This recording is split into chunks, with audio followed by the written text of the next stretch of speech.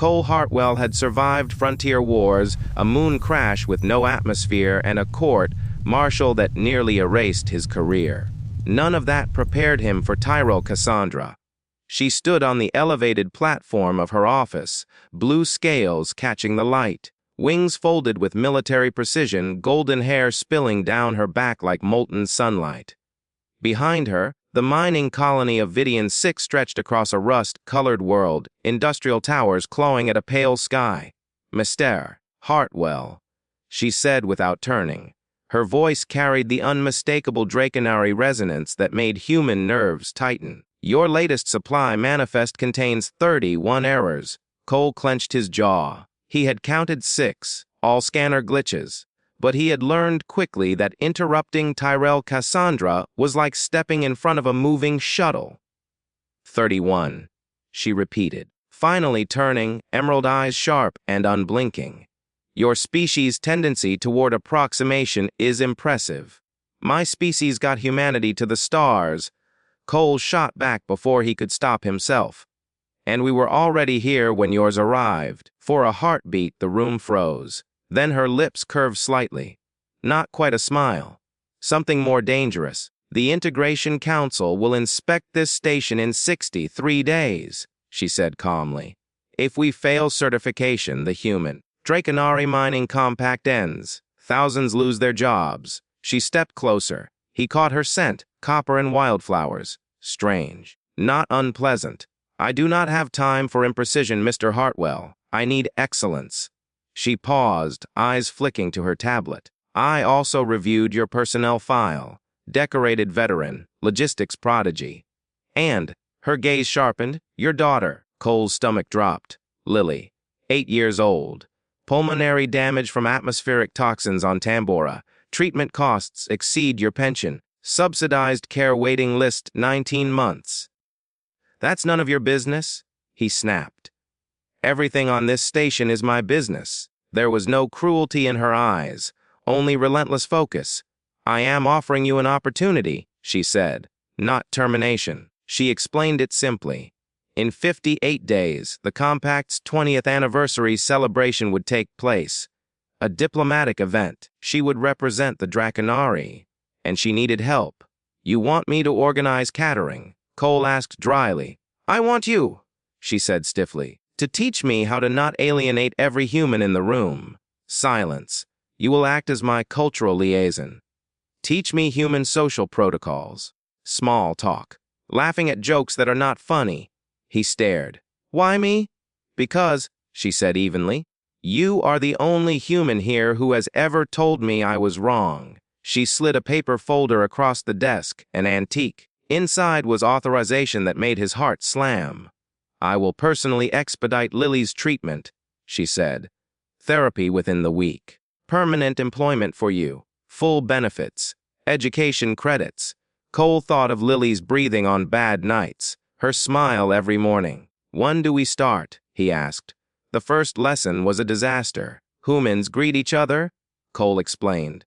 "You don't just stare like you're deciding whether to eat them." "We do not eat sentient species," she replied flatly. "It's an expression." She studied his extended hand with suspicion. "You want me to touch you. Handshake." Shows were not holding weapons, but I am always holding weapons. She nearly crushed his fingers. Her smile looked like a threat display. He corrected it. Again. By the second lesson, she was attempting compliments. "Your organizational systems reduce error rates by 12%, she told him. "That's a performance review," he groaned. She tried again. "Your hair looks functional." He laughed before he could stop himself. She flushed a darker blue. He realized it was a blush. Weeks passed. Mornings he worked. Afternoons he taught her humanity. She improved. Slowly, awkwardly, sincerely. Her smile softened. Her small talk stopped making people flee. She listened. Really listened. And she asked questions. Why do humans lie? Why is eye contact respect here but aggression elsewhere? Why form attachments that cause pain? When she told him Draconari hatchlings were separated from parents at 3, he felt something ache. "That sounds lonely," he said. It is efficient, she replied. When she asked about his wife, the grief hit him like a punch. Both, he said quietly. Love made it hurt more, and made it worth it? She didn't argue. By the 5th week, he realized he was in trouble. He noticed the way her tail curled when she concentrated. The way her laugh, rough, untrained, tightened his chest.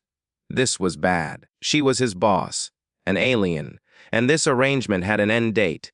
Then Lily's treatment began. The dragon lady did this. Lily whispered in the hospital. Is she your friend? That night, Cole lay awake thinking about blue scales and emerald eyes.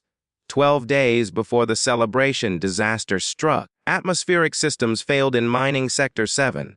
Toxins rising 70, 5 workers trapped. For 1 second, Cole saw real fear in Kess's eyes. Coordinate evacuation, she ordered. 90 minutes. He moved. He rerouted power. Commandeered shuttles. Pulled a Draconari miner from a jammed lift with his bad legs screaming. Everyone survived, barely. Afterward, he found Kess in medical, checking on every injured worker by name. Touching shoulders awkwardly but sincerely. She's changed, the station doctor murmured. Be careful, Mr. Hartwell. Draconari loved completely. Later in the corridor, Kess broke. I know all their names, she said, eyes wet. If I feel everything, I cannot function. I know, Cole said softly. When we are alone, she whispered, you may call me Kess. The celebration arrived. The hall glittered with banners and music. Kess moved through the crowd flawlessly, smiling, laughing, charming. Then Derek Thorne arrived, Human Mining Consortium head.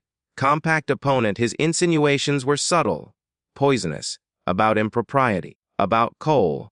Kess pulled Cole into a private chamber. He will destroy this, she said. You must distance yourself. No, Cole said. We face this. How? With the truth.